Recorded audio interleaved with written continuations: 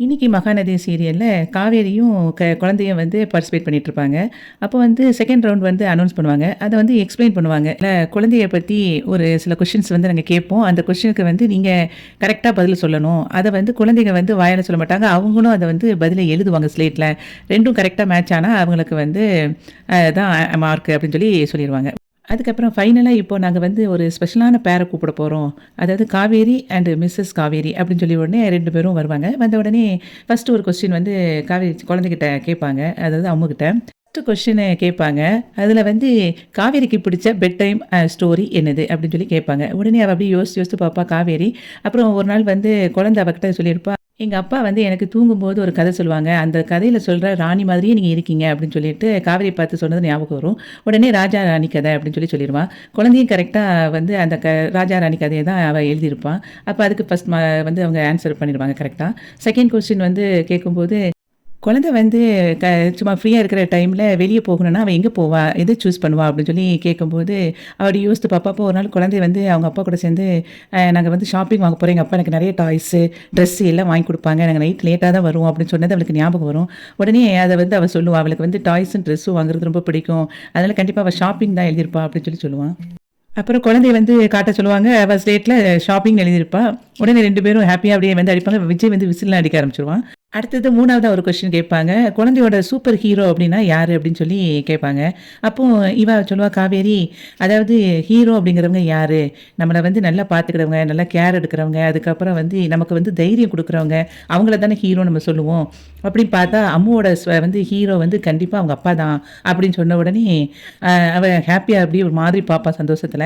அந்த சமயத்துல காவேரி குழந்தைய வந்து எழுதியிருப்பா, கரெக்ட்டா அப்பா அப்படின்னு சொல்லி போட்டிருப்பா. அப்போ 3 கொஸ்டினுக்கும் இவங்க ஆன்சர் சொல்லிருவாங்க. உடனே இவங்க 2 பேரும் அவங்க அம்மாவும் ஹேப்பியா உட்காந்துருப்பா.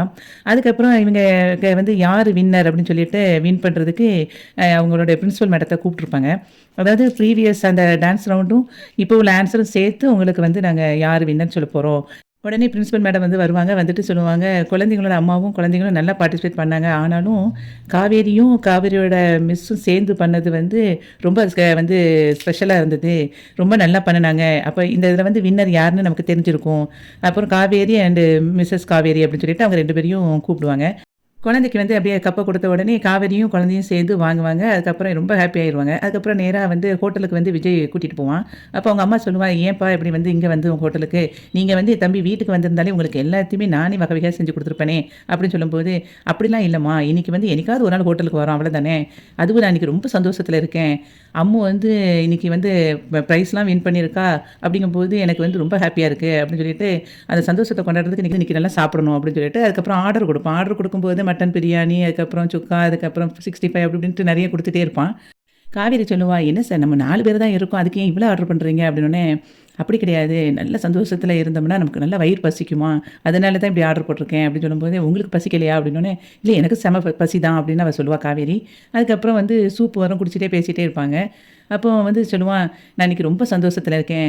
இன்னைக்கு வந்து அம்மு மட்டும் தனியா இருந்துருவாளோன்னு நெனச்சேன். ஆனா நீங்க வந்து செஞ்ச இன்னைக்கு உதவிய வந்து நான் மறக்கவே மாட்டேன். நானும் அம்முவும். அது அந்த அளவுக்கு சந்தோஷமா இருந்துச்சுன்னு" காவேரி கிட்ட சொல்லுவான். வந்து "அம்முவ இந்த அளவுக்கு புரிஞ்சு வச்சிருக்கீங்களே! எனக்கு அதுதான் ஆச்சரியம். எல்லா கொஸ்டினுக்கும் கரெக்ட்டா சொல்லிட்டீங்களே!" அப்படின்னு சொல்லி அவன் சொல்லும்போது, "இதுல என்ன பெரிய ஆச்சரியம் இருக்கு? அவ தானே குழந்தைக்கு அம்மா" அப்படின்னு காவேரியோட அம்மா சொல்லிருவா டக்குன்னு. உடனே காவேரி அப்படி ஷாக் ஆகி பாப்பா. அதுக்கப்புறம் கொஞ்ச நேரம் கழிச்சு அவ அப்படியே பார்த்துட்டு, "இல்லடி இன்னைக்கு நீ வந்து குழந்தைக்கு அம்மாவா நடிச்சல்ல, அத சொன்னேன். அம்முவோட மிஸ் தானடி நீ. அதான் நான் சொன்னேன். நான் வந்து வேற என்ன சொல்லிட்டேன்?" அப்படின்னு சொல்லிட்டு இருக்கும்போது, "இருந்தாலும் நீ அம்முவோட அம்மாவா நடிச்சு நீ எல்லாத்தையும் கரெக்ட்டா சொல்லிட்டில்ல. அந்த டீச்சரா இருந்ததுனால எல்லாத்தையும் சொல்லிட்ட. அதத்தான் நான் அப்படி சொன்னேன் தம்பிகிட்ட." அப்படின்னு சொல்லிட்டு இருக்கும்போதே, காவேரி உடனே சொல்லுவா, "அம்மா சொல்றதும் ஒரு வகைக்கு கரெக்ட்டு தான். நான் இருந்தாலும் அம்முவோட டீச்சர் தானே. அப்படிங்கும்போது எனக்கு அம்முவ பத்தி நெறைய தெரியும். உங்க கூட இருக்கிறத விட என் கூட நெறைய நேரம் இருப்பாள்ல. அது போக ஸ்கூல் டைம் தாண்டி எங்க வீட்டுக்கும் அவ நெறைய வந்துட்டா. அதனால அம்முவ பத்தி எனக்கு நெறைய விஷயங்கள் தன்னாலேயே தெரிய ஆரம்பிச்சுருச்சு. என்ன அம்மு?" அப்படின்னு சொல்லிட்டு கேட்டுட்ருப்பா. அதுக்கப்புறம் சொல்லுவா, "நான் மட்டும் இன்னைக்கு ஸ்டேஜ் ஏறல அப்படின்னேன்னா, நீங்க இன்னைக்கு வந்து அந்த கவுன போட்டுட்டு ஏறியிருப்பீங்க அப்படித்தானே?" அப்படின்னு சொல்லி அவ கேட்பா. அதுக்கு அவன் சொல்லுவான், "ஆமா கண்டிப்பா நான் ஏறியிருப்பேன். ஏன்னா எங்க அம்மு மட்டும் தனியா வந்து அம்மா இல்லாம இருந்தா அதனால தாங்க முடியாது. அதனால நான் கவுன போட்டு ஏறியிருப்பேன். என்ன வந்து அதை நெறைய பேர் கிண்டல் அடிச்சாலும் பரவால்ல, சோசியல் மீடியால வீடியோ எடுத்து போட்டாலும் நான் அத பத்தி கவலையே படமாட்டேன்." அப்படின்னு அவன் சொல்லிட்டு இருப்பான். அப்ப அவ சிரிச்சுட்டே இருப்பா. அந்த சமயத்துல காவேரியோட அம்மாவுக்கு வந்து ஒரு ஃபோன் வரும். அப்போ, "அப்படியா நீ வாரியா நாளைக்கு? சரி நான் அக்காட்டலாம் சொல்லியிருந்தேன்." அப்படின்னு சொல்லிட்டு வச்சிருவா ஃபோனை. யாரும்மா அப்படின்னு சொல்லும்போது, அதுக்கு வந்து சொல்லுவா, நர்மதா அங்கேருந்து வரலாம் அப்படின்னு சொல்லுவா. அப்படியா இப்போமாவது அவளுக்கு வரணும்னு தோணுதே அப்படின்னு சொல்லிட்டு காவேரி சொல்லிட்டு இருக்கும்போது, குழந்தை கேட்பா, யார் பாட்டி அப்படின்னு கேட்பா. அதுவா, உங்க மிஸ்ஸோட ஒரு குட்டி தங்கச்சி ஒண்ணு இருக்கா. அவ தான் வாரா அப்படின்னு சொல்லும்போது, அப்படியா அவங்களுக்கு என்னையெல்லாம் தெரியுமா அப்படின்னு கேட்பா. ஆமா, ஆமா. நாங்க வந்து ஏற்கனவே சொல்லியிருக்கோம். அதுவும் உங்க பாட்டி இருக்காங்கல்ல, அவங்க வந்து உன்னைய பத்தி நெறைய சொல்லியிருக்காங்க. அதனால உங்க 2 பேரையும் பார்க்கணும்னு தான் அவ ரொம்ப ஆசையா வந்துகிட்டு இருக்கா அப்படின்னு உடனே அப்படியா அப்படின்னு குழந்தை கேட்டுட்டு இருப்பா. அப்போ எல்லாரும் அப்படி சந்தோஷமா இருக்கிற மாரி விஜய் வந்து அப்படி அவரையே பார்த்துட்டு இருப்பான். காவேரி வந்து பெட்ரூமில் அப்படியே உட்காந்துட்டு அந்த ஃபங்க்ஷனில் நடந்ததை அப்படியே யோசிச்சுட்டே இருப்பா. அதுக்கப்புறம் விஜய் வந்து அந்த கவுனை போட்டுட்டு நான் அம்மாவா நடிக்க போகிறேன் அப்படின்னு சொன்னதை நினச்சி அவள் சிரிச்சிட்டே இருப்பா. அப்போ அவங்க அம்மா அங்கேருந்து வருவா, காவேரியோட அம்மா. என்னடி இப்படி சிரிச்சிட்டே இருக்க அப்படின்னு கேட்பா. அதுக்கு இல்லைம்மா இன்றைக்கி ஃபங்க்ஷனில் நடந்துச்சுல அதுதான் நினச்சேன். அம்மா கூட நான் பார்ட்டிசிபேட் பண்ணது, அப்புறம் ப்ரைஸ் வாங்கினது இதெல்லாம் யோசித்தேன் அப்படின்னு சொல்லிட்டு, அதுக்கப்புறம் அவங்க அப்பா ஒன்று பண்ணார் பார்த்தியா, அதுதான் நினச்சி சிரிப்பாக வந்தது அப்படின்பா. என்னது அப்படின்னு அவங்க அம்மா கேட்பா. இல்லை அவங்க அப்பா வந்து அம்மாவா நான் வந்து நடிக்க போகிறேன்னு சொல்லிட்டு கவுன் போட்டுட்டுலாம் பண்ண போகிறேன்னு சொன்னார். ஆனாலும் அம்மாவுக்கு குழந்தைக்காக வந்துட்டு இந்த மாதிரி பண்ணுறதுலாம் பெரிய விஷயம் தான். என்னம்மா அவர் உண்மைக்குமே கிரேட்டு தான் அப்படி அவள் சொல்லுவாள். உடனே அதுக்கு காவேரியோட அம்மா சொல்லுவா, நான் தான் அவர் ஏற்கனவே வந்து நல்ல டைப்பு தான் நான் சொன்னேன், நீ தான் நம்ப மாட்டேங்கிற அப்படின்னு சொல்லுவாள். அதுக்கு வந்து காவேரி சொல்லுவா, இல்லைம்மா அது இவ்வளோ நாள் அவரை பற்றி எனக்கு தெரியலை, இன்றைக்கி தான் அவரை வந்து புரிஞ்சுக்கிறதுக்கு ஒரு சந்தர்ப்பம் கிடச்சிச்சு அப்படின்னு சொல்லிட்டு இருப்பான். அப்போ அவங்க அம்மா சொல்லுவா, சரி சரி நான் போய் படுக்கிறேன், எனக்கு தூக்கம் வருது, அவர் நல்லா வாங்கி கொடுத்த சாப்பாடு இன்ன வரைக்கும் வயிறு நல்லா நிறைஞ்சு போச்சு அப்படின்னு சொல்லிட்டு போய் படுக்க போவா. அப்போது காவேரி வந்து அப்படியே யோசிச்சு சிரிச்சிருப்பா. அவங்க அம்மா திரும்பி இப்படி பார்த்துட்டு, இப்போ தான் மாப்பிள்ளை பற்றி உனக்கு நல்ல ஒரு அபிப்பிராயம் வருது, நீ சீக்கிரத்துக்குள்ளே அவர் கூட சேரணும் அப்படிங்கிற மாதிரி அவங்க அம்மா நினச்சிட்டு இப்படி படுத்திருப்பா. அதுக்கப்புறம் விஜய் வீட்டில் வந்து விஜய் அப்படி குழந்தை பக்கத்தில் அப்படி உட்காந்துருப்பான். குழந்தை தூங்கிட்டு இருப்பான். அப்போ அவன் குழந்தை பக்கத்தில் போயிட்டு சொல்லுவான், உனக்கு இன்னைக்கு அம்மாவா வந்து அவள் நடித்ததே இவ்வளோ சந்தோஷமாக இருந்துச்சுன்னா, உண்மைக்குமே உனக்கு அவள் தான் அம்மான்னு தெரிஞ்சால் நீ எவ்வளோ சந்தோஷப்படுவ.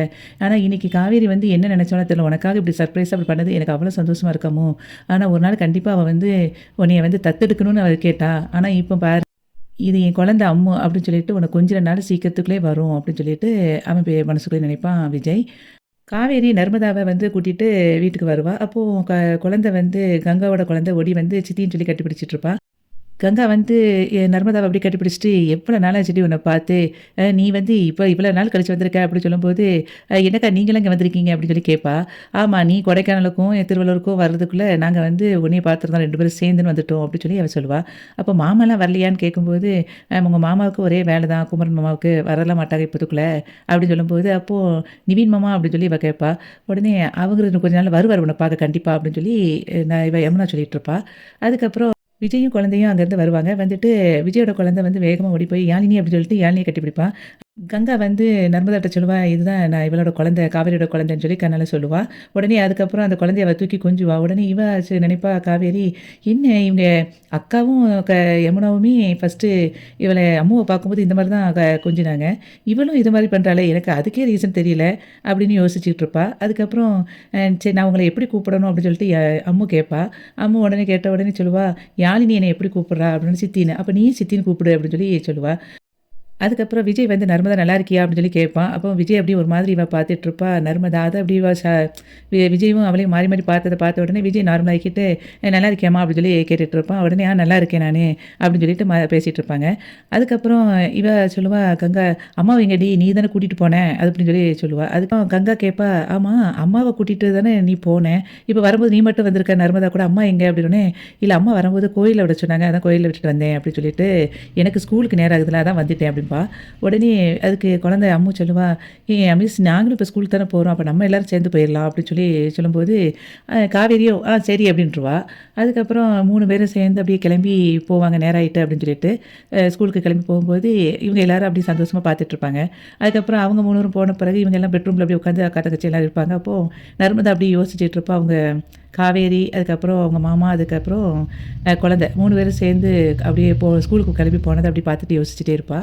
நர்மதா மட்டும் அப்படியே யோசிச்சுட்டே உட்காந்துட்டு அதுக்கப்புறம் கங்காவை கூப்பிடுவாக்கா அப்படின்னு கூப்பிடுவா. என்னடி அப்படின்னு கேட்பா. இல்லை எனக்கு விஜய் மாமா எல்லாரும் வந்தாங்களா குழந்தைய கூட்டிகிட்டு, அப்போ எனக்கு அவங்க 2 பேரையும் விடவே மனசே இல்லைக்கா, இங்கேயே நம்ம கூட வச்சிருக்கணும்னு ஆசையாக இருந்துச்சு அப்படின்னு சொல்லுவா. அதுக்கு வந்து கங்கா சொல்லுவா, அவங்க ஒவ்வொரு டைமும் நம்ம பார்க்கும்போது எங்களுக்கும் அப்படி தான் தோணும், ஆனால் என்ன காரணத்தை சொல்லி அவங்கள உட்கார வைக்க முடியும் அப்படின்னு அவள் கேட்பா. நீங்கள் உண்மையை சொல்ல வேண்டியதானக்கா அப்படின்னு அவள் கேட்பா நர்மதா. அதுக்கு வந்து யமுனா சொல்லுவா, "அம்மா தாயே தேவையில்லாமல் எதுவும் சொல்லி வச்சிடாதம்மா" அப்படி சொல்லும்போது, "எவ்வளோ நாளைக்குக்கா உண்மையை மறைச்சு வைப்பீங்க? அவங்கக்கிட்ட உண்மையை சொல்லிடலாம்ல" அப்படி சொல்லும்போது, அதுக்கு வந்து அவள் சொல்லுவா, "உண்மையை சொன்னால் அதுக்கு வந்து அவளுக்கு வந்து உயிருக்கே ஆபத்துடி, அதான் சொல்லாமல் இருக்கு" அப்படி சொல்லி அவள் சொல்லுவா. அதுக்கப்புறம் அவங்களுக்கு பழசு ஞாபகத்தில் வந்து அவளை தான் தெரிஞ்சுக்கிடணும் அப்படின்னு கங்கா சொல்லும்போது அவள் சொல்லுவா, "அப்போ பழச ஞாபகமாவது படுத்தணும்ல, நம்ம வந்து முயற்சியே பண்ணாமல் இருந்தால் எப்படி இருக்க முடியும்?" அப்படி சொல்லுவா நர்மதா. அதுக்கு வந்து கங்கா சொல்லுவா, "நாங்கள் முயற்சியே பண்ணலைன்னு எப்படிடி உனக்கு தெரியும்? அவளுக்கு பழசெல்லாம் ஞாபகப்படுத்துறதுக்காக விஜயும் பார்த்து பார்த்து ஒன்று ஒன்றா செஞ்சுக்கிட்டு தான் இருக்கிறாரு.